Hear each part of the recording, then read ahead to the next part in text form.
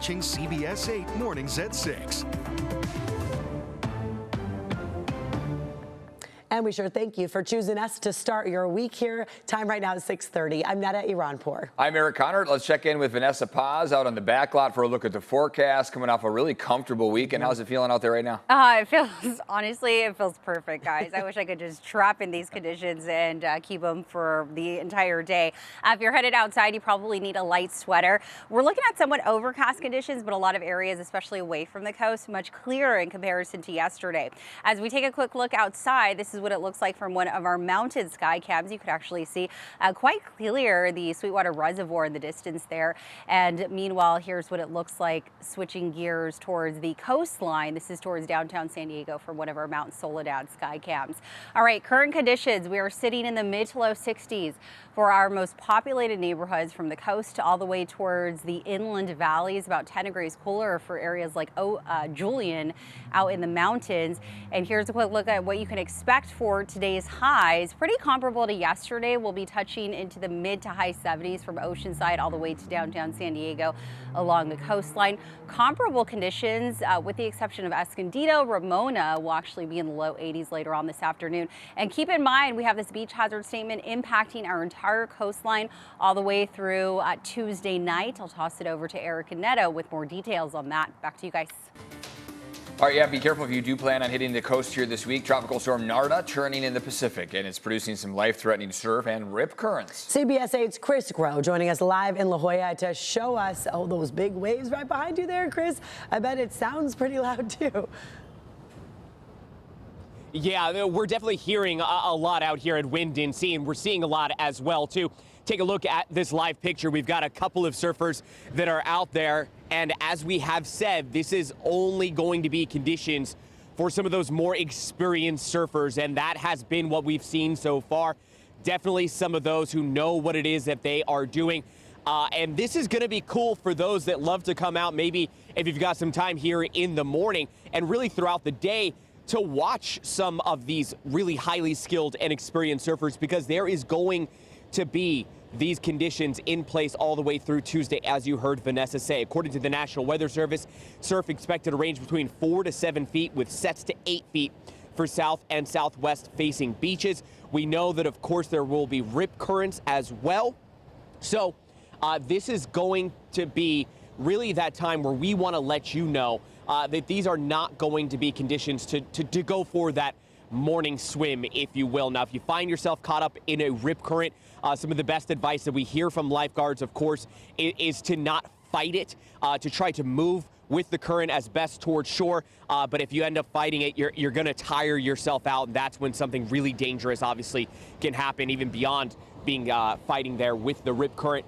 But this is going to be a really good chance for those who are highly skilled and highly experienced with surfing. I mean, take a look at that right there. Catching a lot of great waves here at Wind and Sea, and likely all up and down our coast as these conditions persist. And of course, Eric and Netta, we are going to be keeping an eye on this as the day moves forward, as the morning moves forward. But for now, we'll send things back to you guys in the studio. Oh, one guy caught a nice wave. Yeah, I mean, it's nice to watch, right? Yeah. Miguel doing a great job following with them as the lineup is out there. So, yeah. Thank you, Chris. A huge benefit for EV owners across California ends here in a few days. The Clean Air Vehicle Decal Program, which lets certain drivers use the carpool lane without any passengers, expires on September 30th. And now, as CBS 8's Esmeralda Perez reports, the California Highway Patrol implementing a brief grace period to allow drivers to catch up on the change before they start enforcing. If you drive solo in the carpool lane with a decal on your electric vehicle, well, that perk is about to end. But don't worry, that's why the CHP is giving drivers some time to adjust.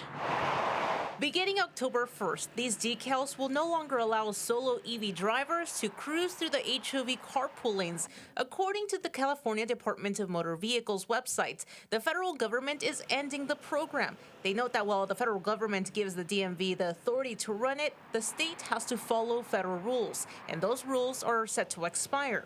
I spoke with Keith Mikas, who's been driving electric for about 15 years. He's the past president of the San Diego Electric Vehicle Association.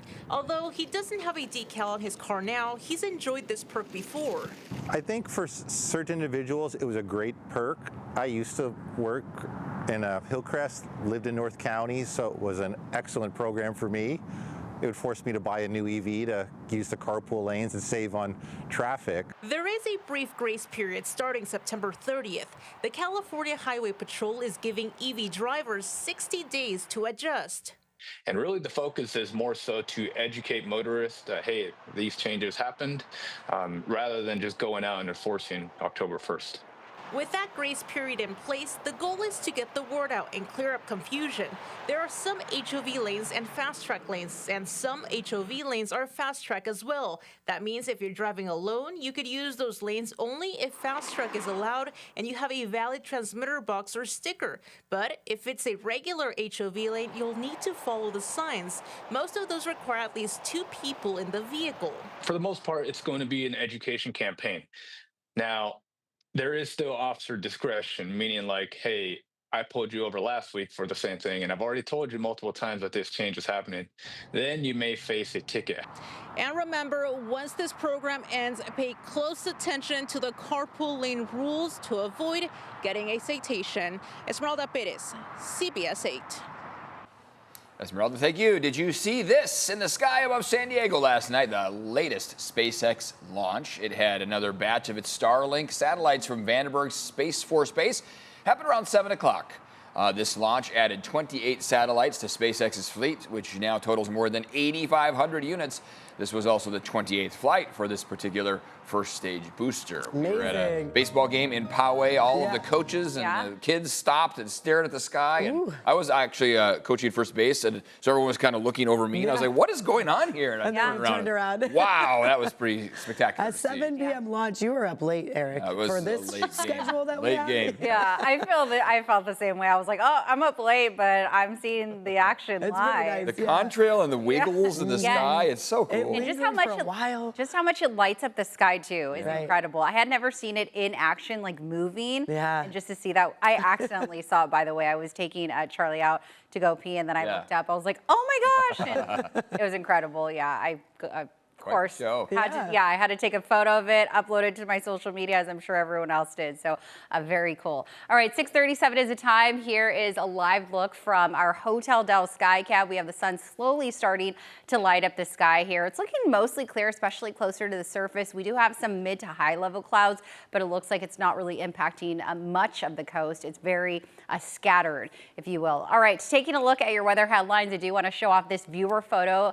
This was sent in from Art. Thank you so much for this. We have gotten so many photos. I'm going to try and rotate them, though, as the morning progresses here on air. All right, as we take a look at your weather headlines, kicking off a new work week and your final days of September. Can you believe it? Today, we'll continue to run cooler than normal. Then tomorrow, we're looking at a cloudier start. Tomorrow afternoon's looking like one of the coolest days of the next 7, and then temperatures will rise a little bit, looking ahead towards the middle of the week. As we take a look at current temperatures, a lot of us are waking up in the mid to low 70s along the immediate coast, so maybe grab a light sweater, especially if you're sensitive to the low 60s, high 50s like I am. Waking up a lot cooler out in Ramona. Good morning to you. 54 degrees there, about 52 out in Julian and Borrego Springs. Currently looking at 67 degrees. In comparison to where we should be for this time of year, we'll be shy of our 30-year normal for areas like downtown San Diego.